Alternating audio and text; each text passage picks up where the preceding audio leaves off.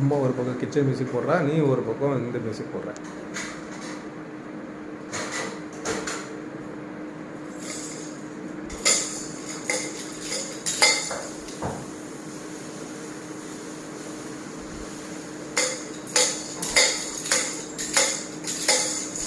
Drums வாசிக்கிறான் AR Rahman. Future AR Rahman தானே, சின்ன மினி குட்டி ஏஆர் ரகுமான்.